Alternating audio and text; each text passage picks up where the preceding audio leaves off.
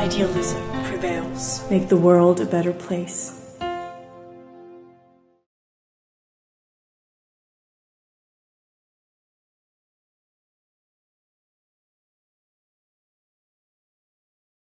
Hello and welcome. Today we want to talk about the Russia-Ukraine conflict, which is, and I think I can speak for all of us, rather underrepresented in at least the German-speaking news, although it has the potential for a major international crisis. Our guest is Professor Gerhard Mangott, Professor for International Affairs and profound expert on Russia and Ukraine. My name is Chris, and I will conduct this interview together with my colleague Sasha, who currently resides in the Czech Republic. Good morning to all of you. Good morning. I think it's good in the beginning that we start at the beginning. Let's look back to 2014 when everything started and what happened until today. Maybe you can give us a short summary.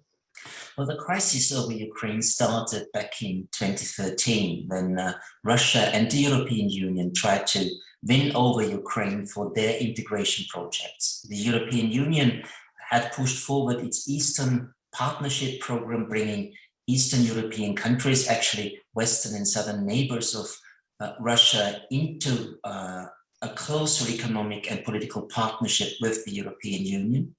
And Russia sought to integrate Ukraine in its own integration effort, the Eurasian Union. So there was a very strong integration rivalry between the two, between Russia and the European Union. And the fact that the government of Ukraine sided with the Russians eventually caused a major mass protest in Kiev and in other places of Ukraine. And at the end of these protests, actually, there was sort of a revolt, of some say it, a coup d'etat to a certain extent, which brought into power a Western-leaning government. So actually, with this new government in place, seeking NATO membership, seeking EU membership, Russia had actually lost this integration rivalry with the European Union. And in order to win over at least some strategic positions in Ukraine, Russia decided to invade Crimea, to occupy Crimea, to annex Crimea, and also was very helpful and supportive for a revolt in eastern parts of Ukraine against the new government, a very much disliked new government in Kiev. So indeed, Russia was and is responsible for the military escalation of the Ukraine crisis. But not only Russia is to blame for it, but the European Union as well. Also, the European countries have contributed to the escalation of this crisis.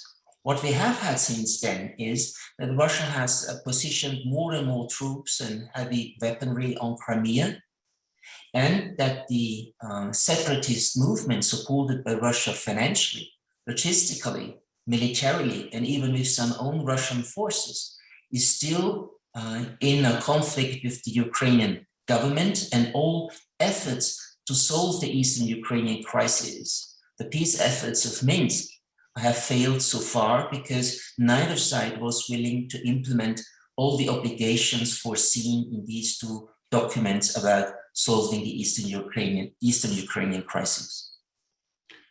Thank you. May I come in just a second? I would like to take a step back further, actually, if you assist me and correct me. Just the Ukraine is the second largest country on the European landmass and has around 42 million population. Is that correct? Yeah. Please let's talk a little bit about maybe the how the population is made up, because I think it's around 72% Ukrainians, around 17 to 20% Russians, and then you know, and then a few others. What has that got to do with this particular conflict? That would be my first question. I'd like to get back then to the history. So how is the inner Ukrainian situation responsible for this conflict right now? Well, Ukraine is made up of 26 regions, and only in just one region, namely Crimea, the ethnic Russian population is in a majority position. 62% of the Crimean population in 2014 actually were ethnic Russians. In all other regions, Russians are a sizable minority when it comes to the east and to the south of Ukraine. And if we include Russian speakers in these regions, then there is a substantial group of non-Ukrainians in eastern and southern Ukraine. However, we have no ethnic Russian majority in any other of Ukraine's regions except for Crimea. Thank you. If I may, which is of course been preparing a little bit for today, I found it incredibly interesting how the Ukraine is related to both Russia and Western Europe.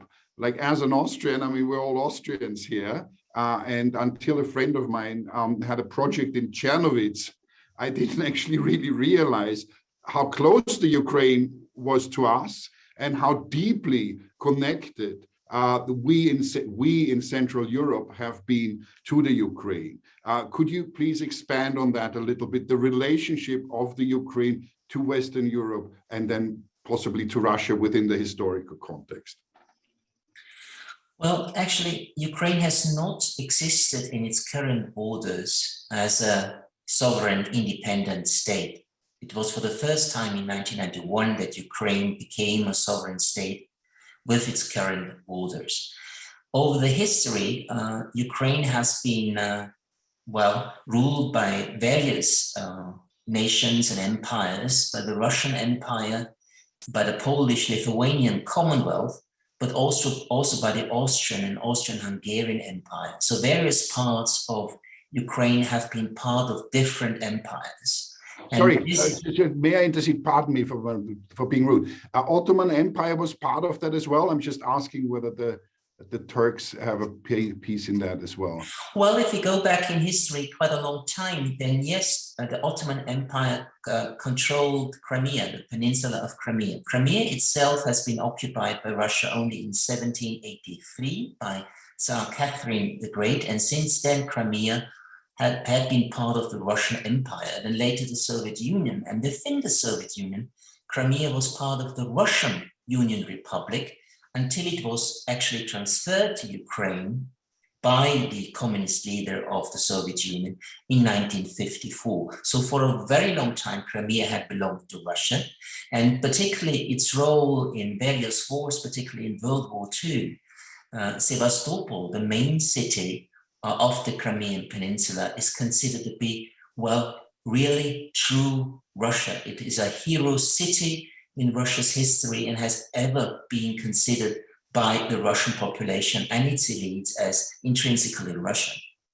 Thank you. Okay. Chris, you want to get in there?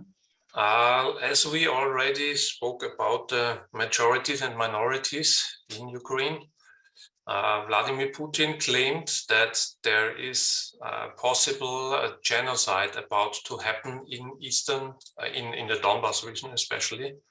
What do you think about this claim? Is it realistic, or is it just to justify any plans he maybe has for the future?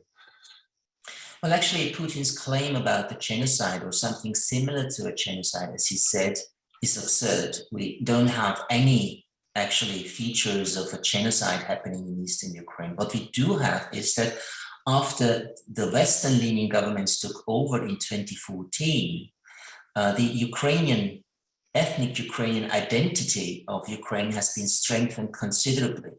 This means that the Russian minority, but also other majorities like the Hungarian majority, have now a more difficult life in the current Ukraine than they had previously before 2014. So of course there has been a setback for Russian culture, for Russian influence, for Russian media in Ukraine, for the Russian language in Ukraine. But I would never argue that the ethnic Russians are discriminated against in Ukraine in a considerable manner, and calling it a genocide actually is, as I said, absurd. It could however, been used as a pretext for a military escalation in the separatist regions by the Russian Federation? Maybe let's throw this in there right now, and we can then branch off from there. You mentioned the possibility of that escalation, and the possibility of that escalation is also why we are talking right now, I guess. In the last few days, in various media outlets, certainly in Germany, we have seen videos popping up from population along the Ukrainian-Russian border on the Russian side, where apparently not only heavy machinery is being moved, but also ambulances and such, to which a NATO official said, we're never worried if they are moving tanks around, because that's all right, that they can be stored anywhere, but we are getting worried when ambulances are being moved around. Just straight off the cuff, do you think there's a more than 50% likelihood that this conflict is actually going to turn hot, as quite a few people also here in the Czech Republic and amongst my Polish expert friends are saying that it is indeed likely that in the new year it will go hot? I don't think it is likely, but there is a chance of a military escalation. So far, I think this troop build-up by the Russians, including all the heavy weaponry, the soldiers, the ambulances, the logistics, and what have you, is meant to give credibility to Russian demands vis-a-vis the United States and NATO. Putin and other Russian officials have made it clear over the past 2.5 months what they expect NATO and the United States to do, namely to refrain from further expanding NATO to the east, which of course very much refers to Ukraine and Georgia. And the Russians also demand that NATO does not actually build military infrastructure in Ukraine, which could be eventually used as an offensive platform, a military offensive platform against the Russian Federation. What the Russians are worrying about is that they, of course, know that NATO membership for Ukraine, or for Georgia for that matter, is not on the table now. But what they see that is happening is that NATO countries are cooperating with the Ukrainian side in such a manner that Ukraine is almost a NATO member country, except for the formal membership in the alliance. And the Russians want to have that stopped. And these are the Russian red lines put forward by the Russian leadership over the past weeks. And in order to increase the importance and relevance of Russia's demands, I think this troop buildup has been orchestrated. I do not think that yet there has been a decision by the Russian leadership to start a war against Ukraine in whatever matter and form. But the problem is, if the West, if NATO and the United States do not respond properly to the Russian demands, which is very unlikely, then actually Vladimir Putin is in a difficult situation. What will he do in such a situation? Will he say, okay, yes, we tried to get some concessions, we failed, so everything is fine again? Or will he threaten to be losing face, then start a military escalation? So the major issue at hand now is that we should indeed have very close talks, maybe even negotiations between Russia and the West about Russia's security concerns, but also about Ukraine's and Western security concerns. If these talks do not start, or if they fail early, there is a greater threat of military escalation than I see at the moment. One of these platforms of the talks could be the Normandy format. During preparation for today, I read that Russia is avoiding this format for quite some time. Is this true? And when, and if it's true, why is Russia avoiding it? I mean, for the explanation, it's France, Germany, Russia, and Ukraine who are in this platform. Well, the Normandy format was launched in June 2014, and it was supported by the United States, but the administration of Obama at that time wanted Europeans to solve the problem in Ukraine. So that's why the United States did not engage in that format. So it was a European exercise in trying to solve the military conflict in eastern Ukraine. And actually, we do have an agreement, the Minsk II agreement from February 2015, which could be a pathway to a long-term solution of the separatist conflict. However, neither side has been implementing the obligations under this Minsk II agreement to the relevant extent.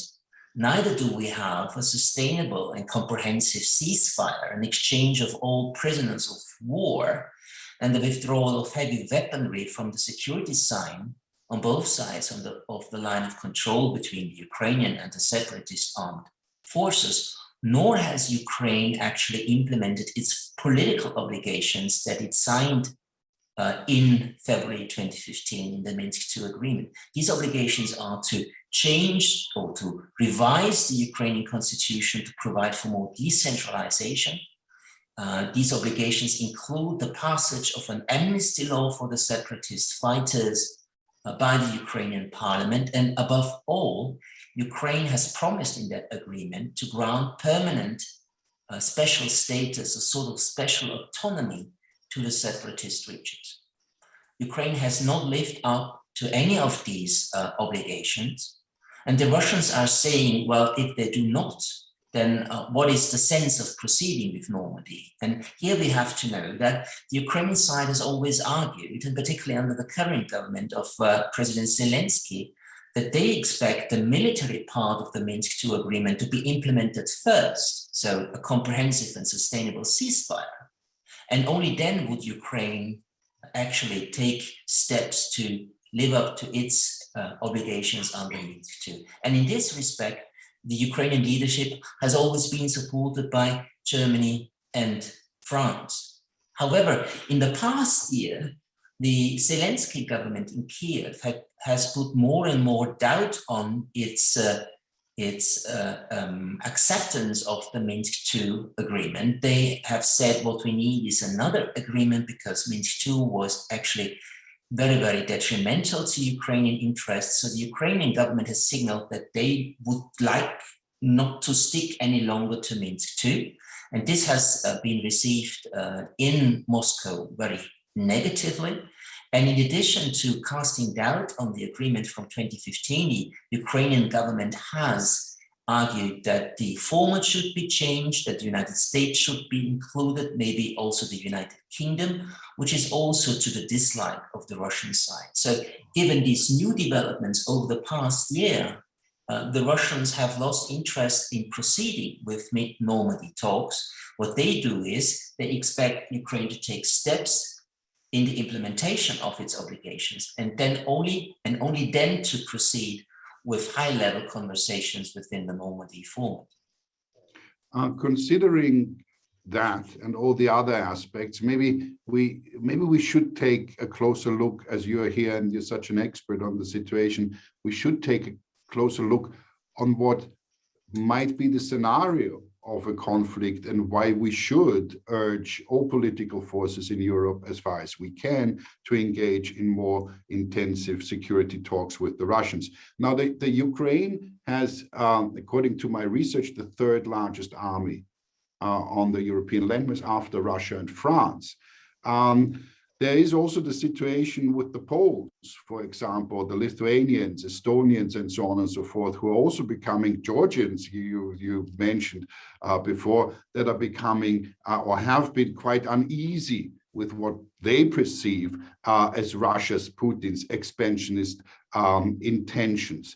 Can we have any idea of what an armed conflict so close, I don't think it's 500 kilometers from where we're sitting, could really, what kind of shape it could take, and what NATO is supposed to do, or we as Europeans are supposed to do? What could that be? What kind of conflict could we expect there? Well, what NATO has been doing so far is, or say individual member countries of NATO, is to send weaponry to Ukraine, modern, even offensive weaponry. Unlike Obama, Trump has started delivering, for instance, Javelin anti-tank missiles to Ukraine. Other NATO countries like Poland and Lithuania have sent weapons to Ukraine as well. and NATO countries, including the United States, are training and assisting the Ukrainian armed forces and doing joint military exercises with the Ukrainian armed forces. And with all of this, the Ukrainian army now is much stronger than it was in 2014, when it was actually smashed by the Russian side, which had a much more modern, much more effective military strike force than Ukraine had at the time. So the military positions, the military posture of Ukraine is now very much different from 2014. So this would mean that Russia would, of course, win such a conflict, maybe even quite quickly, but this military escalation by Russia would be much more costly than the 2014 operations have been. We would have a lot of casualties on the Russian side. Many soldiers would actually perish in such a conflict. And if the Russians actually tried to invade parts of Ukraine, I don't think, and I don't expect a full invasion of all of Ukraine, but if they invade certain parts of Ukraine, like the southern Ukraine linking up the separatist regions with the peninsula of Crimea, then it would also be very difficult for a victorious Russian army to keep order and keep control over the newly occupied areas. There would be definitely strong popular resistance, sort of a partisan resistance to the Russian occupation. However, actually, we do not know what kind of military operation the Russians are planning. Will it be limited strikes by missiles? Will it be cyber strikes to wipe out the infrastructure of Ukraine? Would they expand just a bit in eastern Ukraine, in the Donbass, to expand the territory of the separatist regions? Or will it be a much broader operation, as I said, to take control of southern Ukraine, to create a land bridge between the separatist territories in the Donbass and the peninsula of Crimea, which would be very helpful in various respects for the Russian side. So actually, we do not know what kind of war scenario Russia currently is planning. That's very unfortunate, but that's the thing we have to accept at the moment. We don't know indeed the Russian intentions, and we don't neither politically nor militarily. And in such a situation, as you've said, it's very important to enter into talks to clarify the picture and sort out the alternatives we have to a military escalation. Does this muscle weaving also have to do something with Nord Stream 2? Because we know for now the main pipelines are going through from Russia to Europe, are going through Ukraine. And if Nord Stream 2 starts, then there's another way, or another very important way for Russian gas coming into Europe. So is he maybe also flexing his muscles to show us that Nord Stream 2 should be implemented? Well, of course, the Russian leadership has a very strong interest that Nord Stream 2 gets certified by the Deutsche Bundesnetzagentur and by the European Commission, and gas starts flowing within the next year. However, I do think the military buildup around Ukraine has nothing to do with Nord Stream 2.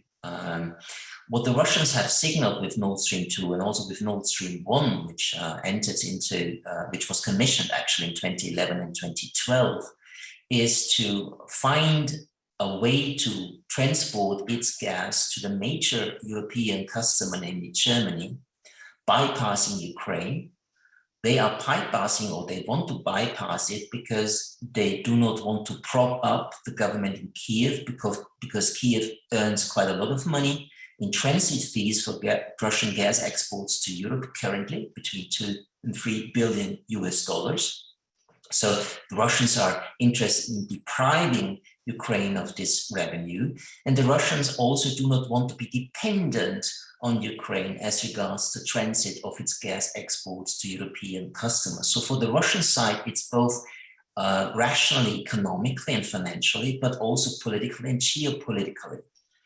In the European Union, however, Nord Stream 2 is very much contested. And what we have seen over the past 2 weeks is that the current coalition government in Germany is not united on what to do with Nord Stream 2. We have heard so many statements by various members of the current German government about what they think the future of Nord Stream should be. And these are not coherent statements. These are very diverging statements. And that is actually weakening the outlook for Nord Stream to get implemented over the next 6 to 8 months.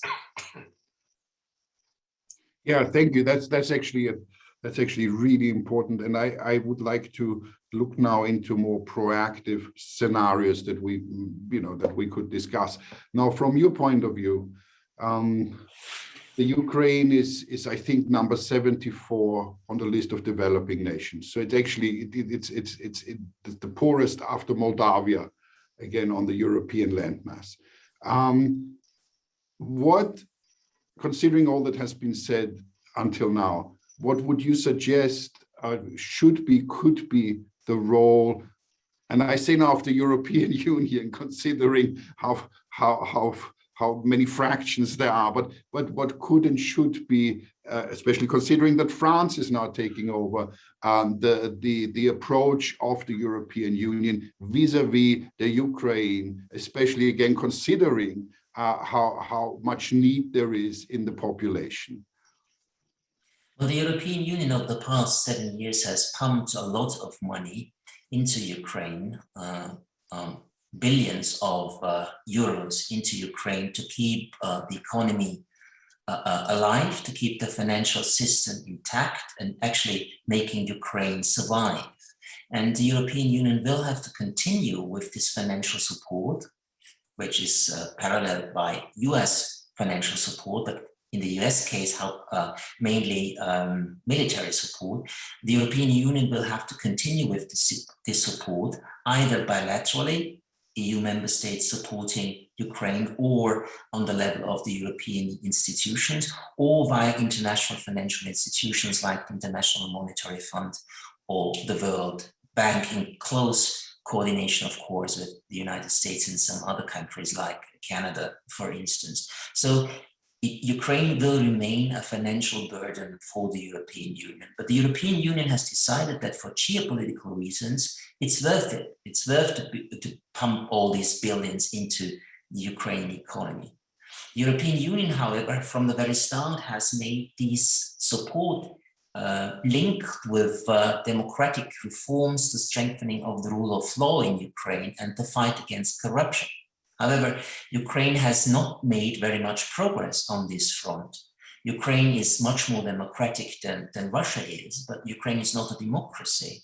It's more pluralist, but it's not a real democracy. It's only starting to democratize, and we don't even know whether Ukraine will continue on this path to further democratization. There could be a reverse developments somewhere in the next years.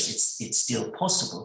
So what the European Union has been doing is linking the support with Ukrainian political reforms. However, in practice, what I have observed over the past 7 years is that the Western creditors of Ukraine are much too lenient on Ukraine. They are ready, when push comes to shove, to send the money to Kiev, even if Kiev does not actually live up to all what they have promised to do in the arena of political reform and democratization. But Ukraine will remain a burden for the European Union, yes, and Ukraine will not become a member of the European Union. That's also quite clear, to the disappointment of the Ukrainian government and much of the Ukrainian population. The association agreement that has been signed between the European Union and Ukraine in 2014 builds or creates a strong, as it is called, deep and comprehensive free trade area, and a political convergence between Ukraine and the European Union. But there is no membership perspective, and there will, for the foreseeable future, say for the next 10 to 20 years, no membership perspective for Ukraine. So this is a bit a tricky situation. A lot of financial support and political support for Ukraine, but no commitment to include Ukraine in the list of potential members of the European Union in the future. So may I tag onto that? So let's look at the second part of this equation. Now, vis-a-vis Russia, to me, it always feels Europe is between a rock and the hard place, as they say, with Russia. On the one hand, we ought to, make a stand and act a little tougher, maybe, towards the advances that Putin is making in his expansionist policies. On the other hand, I think we all know we're fairly dependent on Russia, not only in terms of energy, but certainly in terms of its proximity to us, much more than, in my humble opinion, than to the Americans who are across the Atlantic. So my question is this: in your opinion, being very knowledgeable about the Russian internal situation as well and the European, what ought to be the European approach and behavior towards Putin? And I think it has a lot to do with Putin. I think Russia and Putin are still separate, and there's stuff going on internally as well. Maybe you could speak to that also. So again, how ought we to behave as Europeans towards Russia under Putin?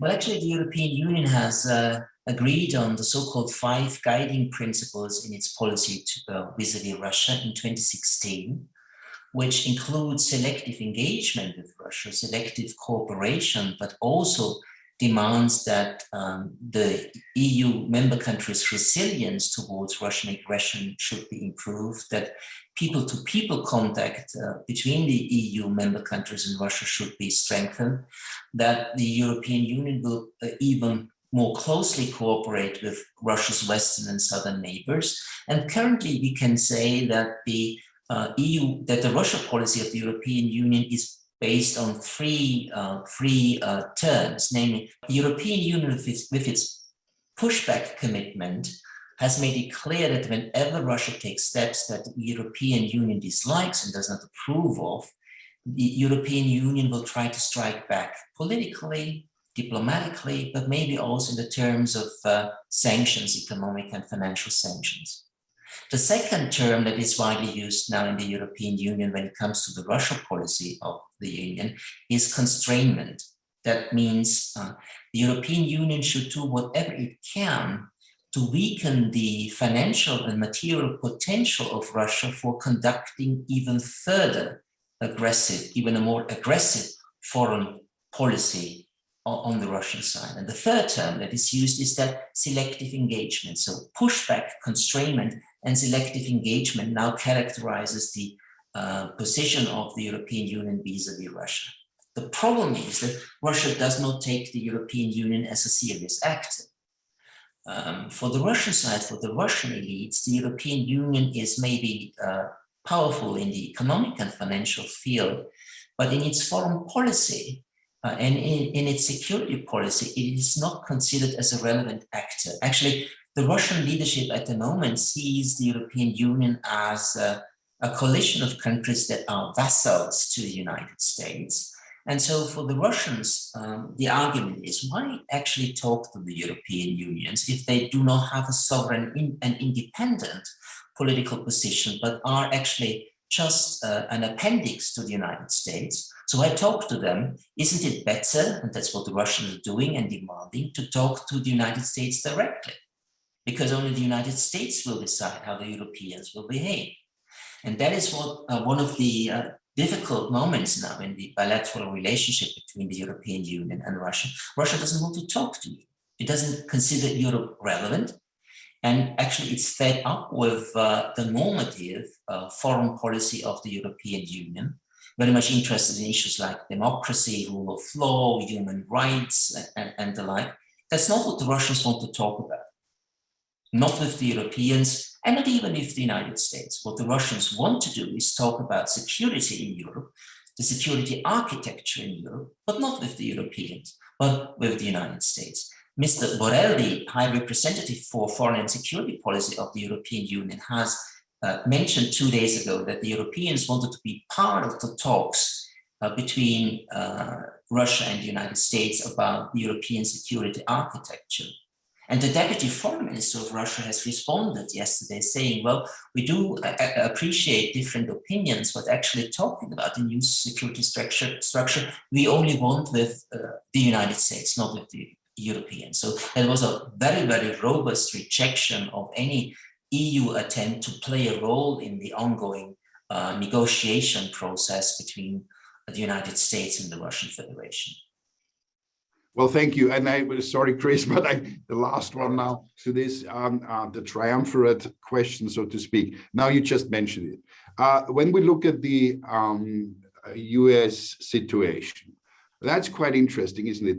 Because certainly since under Obama continued with Trump just more openly, the US has, I would say, retreated somewhat, certainly from the European and the NATO situation, as far as I can tell.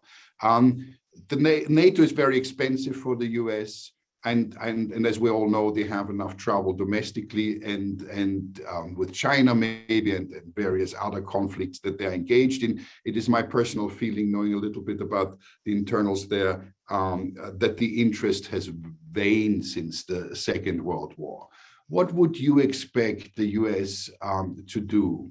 Because I would honestly say that I do not see the US taking a really active, apart from rhetorically, a very active role against Russia should it come to any escalation.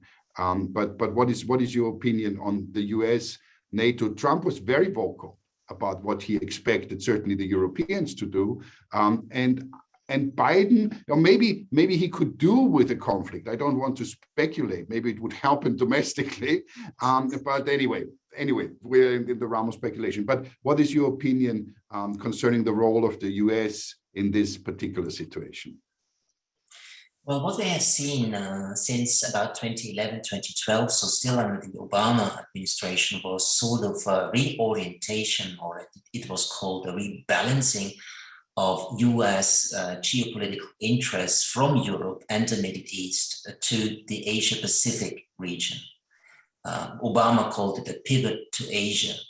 And the national security and the national defense strategy of the United States from 2017 and 2018 actually claim that China and Russia are the main adversaries and rivals and competitors of the US, and the rivalry between these great powers is the new actually security context in which the United States has to assign its policies. Well, indeed, the United States had tried to get more distance from the European theater, taking no longer the ultimate responsibility for European security, demanding more contributions from its European allies, asking for more military capacity of its European allies so that the Europeans themselves could confront an aggressive Russia. And also in the Middle East, already under Obama, but also under Donald Trump, the United States wanted to get a lot more distance and much less responsibility for what happens in the region, to focus and concentrate on China and the Indo-Pacific region. However, developments over the past years have made it actually very difficult for the United States to proceed with this reorientation of its foreign policy, because now we do have a clear Russian threat vis-a-vis Ukraine. There's a threat of military escalation.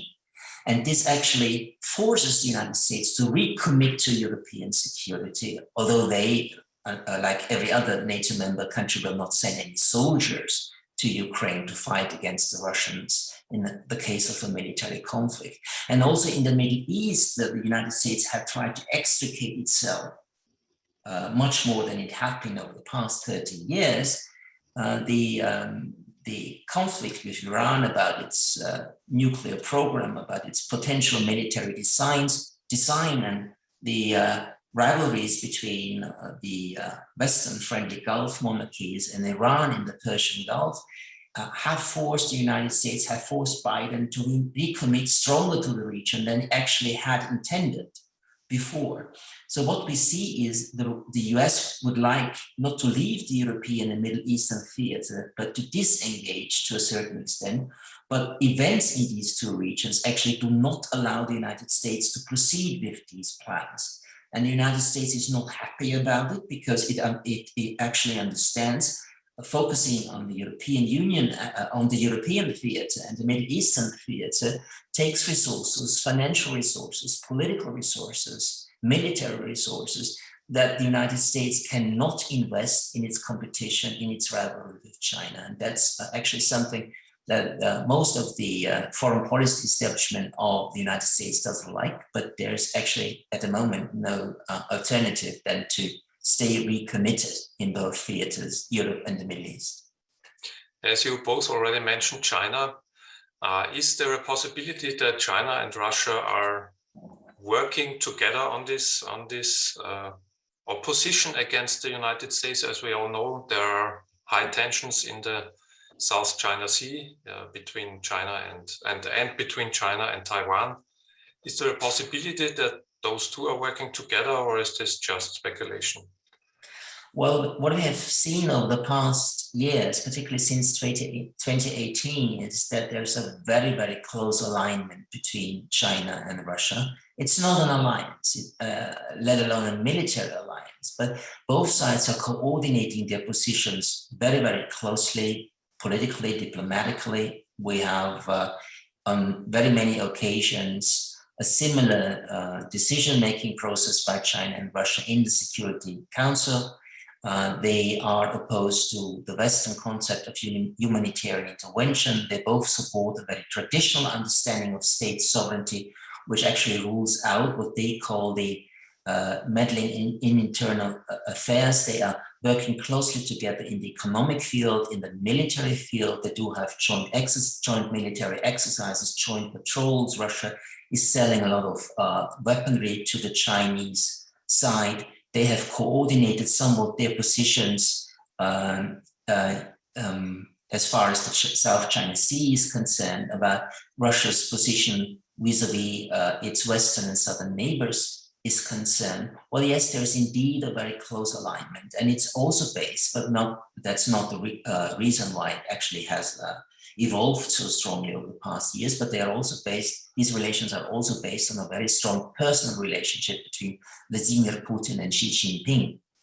But even if they would actually step down or be recalled from office, the mutual interests of Russia and China are so strong that even under a new leadership, this close alignment will continue, except for, say, a regime change revolution in Russia or in China, which can be ruled out for the foreseeable future. So yes, this is a very close, coordinated relationship between the two countries. They do understand that they are both under pressure from the United States and the West, and they try to agree on a very strong counter-strike position to actually fend off US and European incursions on Chinese and Russian interests in the various theaters. As far as the South China Sea is concerned, however, Russia has not been arguing like the Chinese that these islands and others are part of Chinese territory.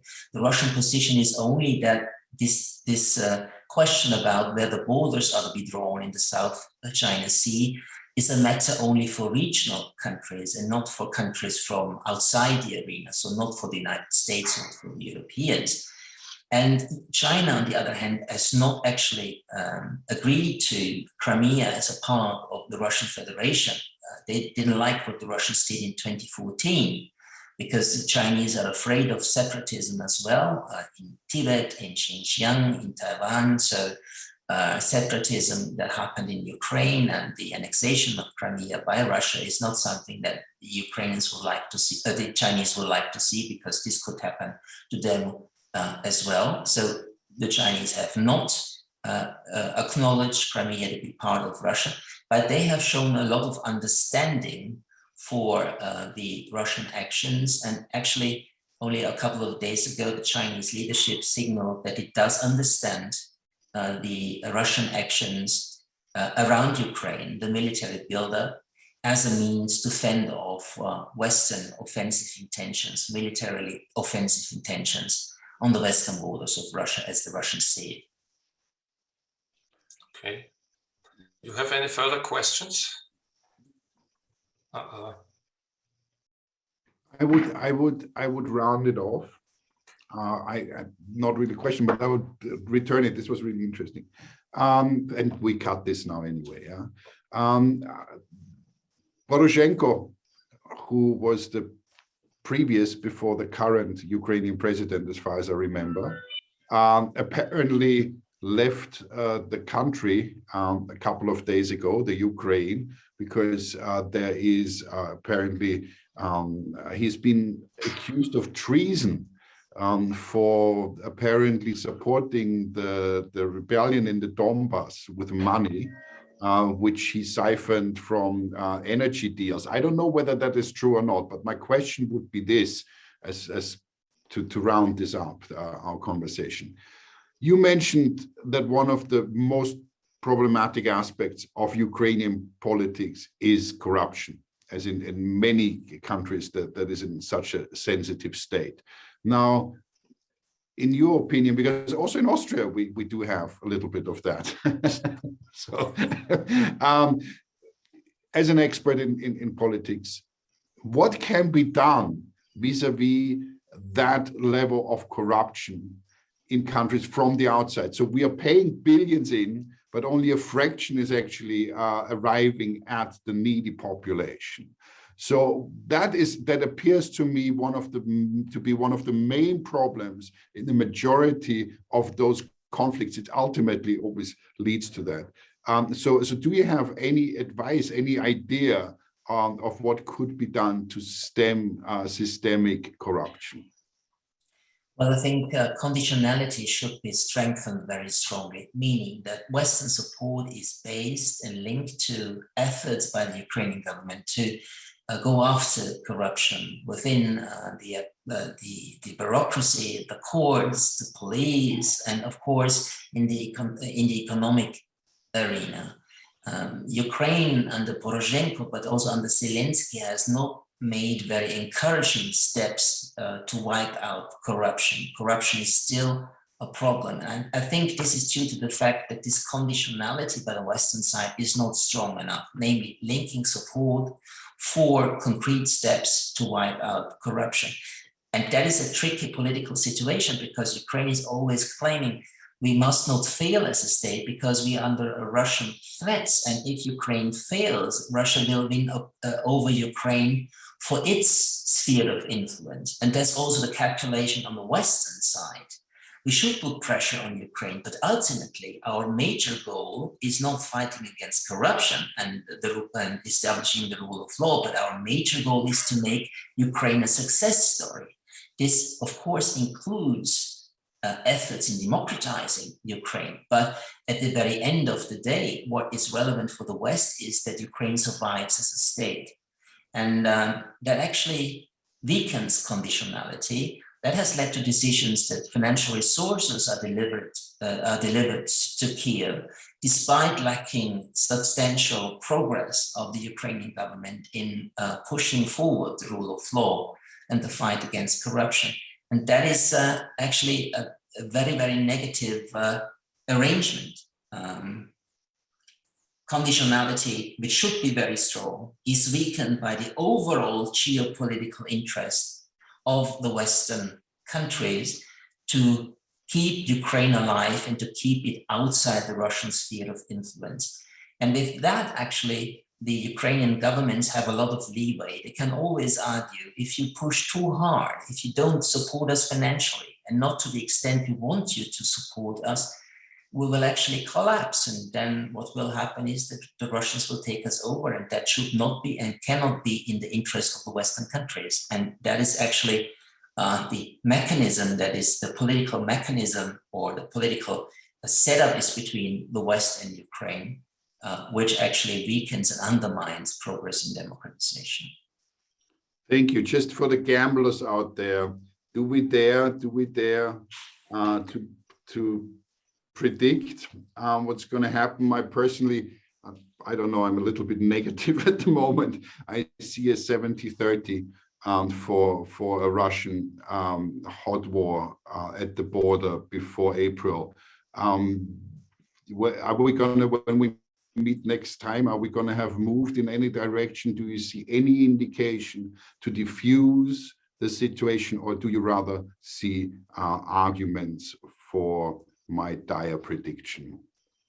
Well, actually, Russia is in sort of a time pressure. If they really want to invade Ukraine, there will be a ground invasion. They need to do it in January or February when the surface is frozen. They can't actually launch an offensive in April or May, right, for that very reason. So the Russians actually are under time pressure, and they need to get substantial concessions by the West in the forthcoming negotiations. Well, the format of these negotiations is still not yet defined, but I do not think that the West will be forthcoming. The NATO General Secretary has made his statements. Various member countries of NATO have made their statements. The United States has ruled out major demands of the Russian Federation. So I do not expect the talks to be very fruitful and very cooperative. So we could actually see these talks fail in a very early stage, and then Russia would strike militarily to underline the relevance of its red lines and to push for more concessions from the West. This could be a limited military strike, but as I've said, for various reasons, it needed to be started in late January or in February. So indeed, there is a possibility, I would say, of 50-50. Well, that's very convenient, of course, a 50-50 probability of military escalation. And I think it will strengthen by the day if the talks between the West and Russia don't actually produce results. And the expectation on my side is that we won't see any substantial results in these talks quite quickly, if ever. And so this would, say, by the end of January and February, raise the likelihood of a Russian invasion up to 70-75%, I'd say. Thank you. You, as an expert, of course, behooves you well to be conservative. We may throw things around. Thank you very much for your time from my side. And I do hope we meet again, maybe next time, to take a closer look at Europe and the mess it's in, and subsequently maybe China, who knows, that's up to the colleagues. So thank you very much indeed. And I'm looking forward to seeing you again. Be well. And Veseli Vánoce, as we say here. Well, thank you very much. Thank you for having. It was a very interesting experience to talk to both of you. Thanks too from my side, and all the best for our viewers, and Merry Christmas, and probably, hopefully, Happy New Year to everyone, to all of you, and we will meet again at this station. Idealism prevails. Make the world a better place.